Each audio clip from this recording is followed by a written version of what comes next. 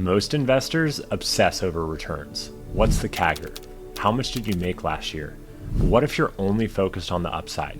You're missing the real risk, the thing that actually ruins portfolios, destroys confidence, and causes traders to abandon a good system.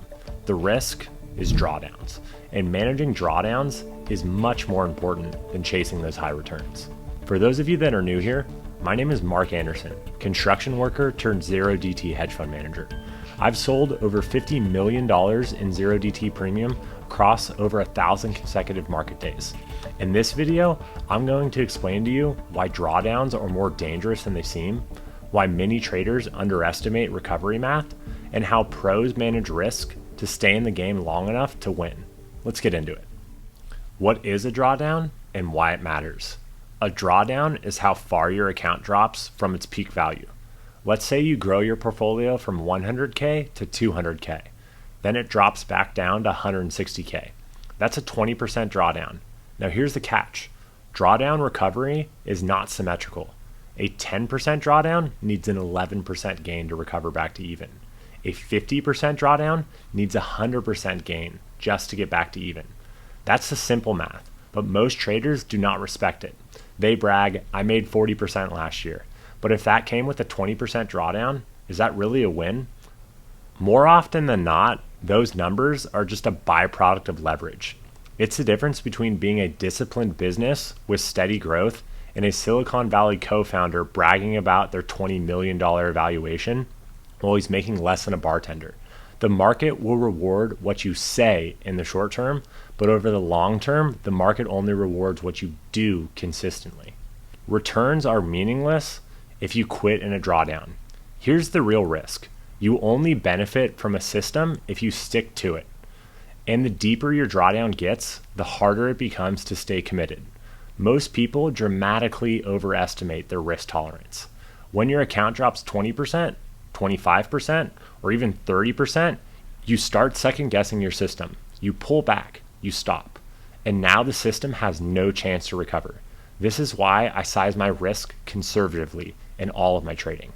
I like to risk about 2 to 3% of my portfolio per day because that lets me trade every single day. And when you do that for months and then years, the compounding adds up and gets massive. The same 2% daily risk that earned me 10% last quarter, 18 months will compound to 6%, 10%, 15%. Consistency compounds. High returns aren't hard to manufacture. You can use leverage. You can YOLO into that new shitcoin or 3x ETF. You can curve fit a backtest. You can only trade the best days of the week. But none of that builds staying power. Real trading success comes from understanding how to stay solvent. That means strategic position sizing, choosing lower drawdown systems, avoiding curve fitting by skipping trades when the edge is unclear, knowing when to hedge and when to just size down. We don't try to win big every day. We just aim to lose small and keep going. Because when you survive long enough to learn and compound, the payoff is bigger than any one trade could ever be. Imagine running a business. You can borrow money at 8% and make 12%. You'll survive. But if you're using credit cards at a 25% interest for the same 12% return, that's not a business. That's a countdown to bankruptcy. Same goes for your trading. And what if you only have 5 months of runway, but you need 6 months to turn a profit? You're done. Stop obsessing over returns and start asking better questions.